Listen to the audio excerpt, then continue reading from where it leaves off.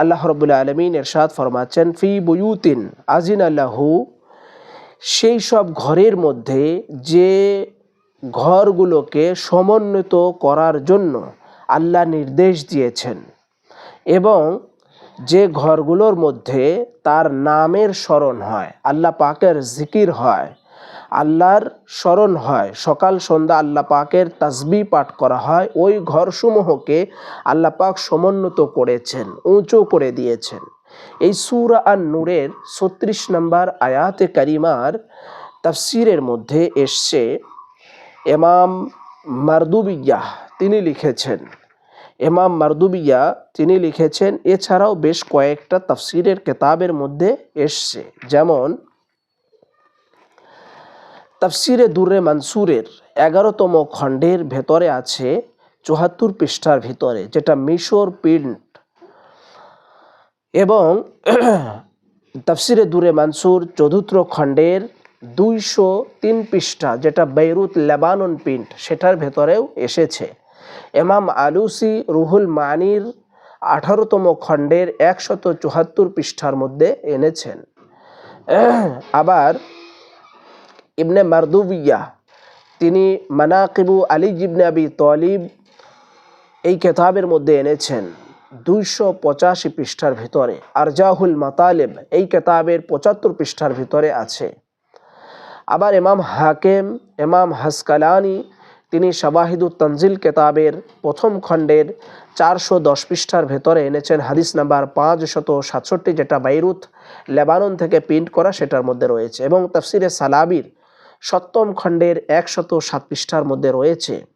এছাড়াও এই হাদিস পাকটি দুইটি আলাদা আলাদা সনদে ইমাম হাসকালানি নিশাপুরি তিনি এনেছেন আলাদা আলাদাভাবে। এতগুলো কিতাবের মধ্যে রয়েছে। এই আয়াতে পাকের তাফসির করতে গিয়ে ইমাম মারদুবিয়া লিখতেছেন, ওয়া আখরাজা ইবনে মারদুবিয়াহ আন আনাস ইবনে মালিক রাদিয়াল্লাহু তাআলা আন বুরাইদাতা ক্বালা قرأ رسول الله صلى الله عليه وسلم هذه الآية في بيوت أذن له أن ترفع فقام إليه رجل।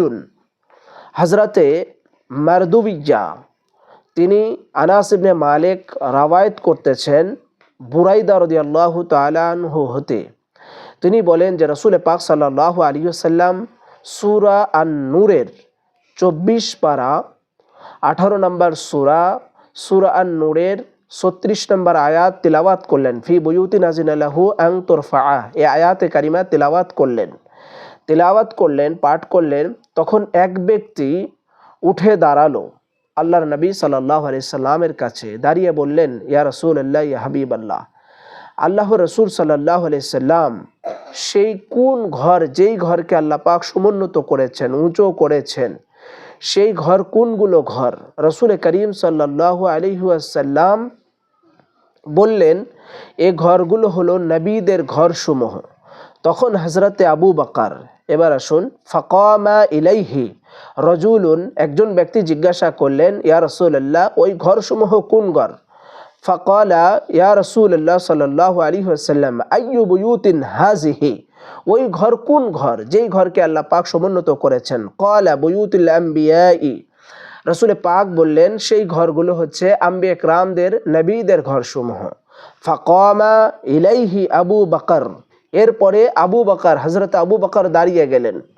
দাঁড়িয়ে যাবার পরে বললেন, ফাকালা ইয়া রাসূলুল্লাহ সাল্লাল্লাহু আলাইহি ওয়াসাল্লাম হাযাল বুয়ুতি মিনহা।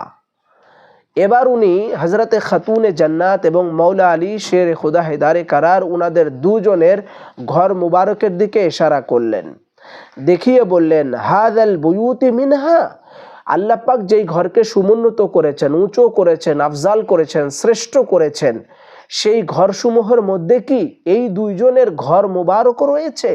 অর্থাৎ মা খাতুনে জান্নাত এবং হযরতে মৌলা আলীর ঘর, এই দুইজনের ঘর মুবারকও কি আল্লাহ পাক উঁচু করেছেন, শ্রেষ্ঠ করেছেন?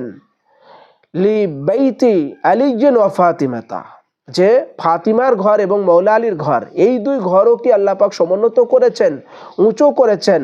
ক্বালা, এবার রাসূল পাক সাল্লাল্লাহু তাআলা আলাইহি ওয়াসাল্লাম ইরশাদ ফরমালেন, নাআম মিন আফাদালি হা। এবার রসুল পাক সাল্লাল্লাহু আলাইহি সাল্লাম বলেন ক্বালা নাআম, হ্যাঁ, আল্লাহ রাব্বুল আলামিন আফজালিয়াতের দরজায় মা ফাতিমা এবং মাওলা আলীর ঘর মুবারকটাও রেখেছেন। অর্থাৎ নবী আম্বিয়া একরামদের, রসুলদের ঘর যেমন আল্লাহ পাক সমন্বিত করেছেন, উঁচু করেছেন, আফজাল করেছেন, শ্রেষ্ঠ করেছেন, অনুরূপভাবে সেই আম্বিয়া একরাম উনাদের ঘর থেকেও মা ফাতিমা এবং মাওলা আলীর ঘর শ্রেষ্ঠ ঘর। তার মানে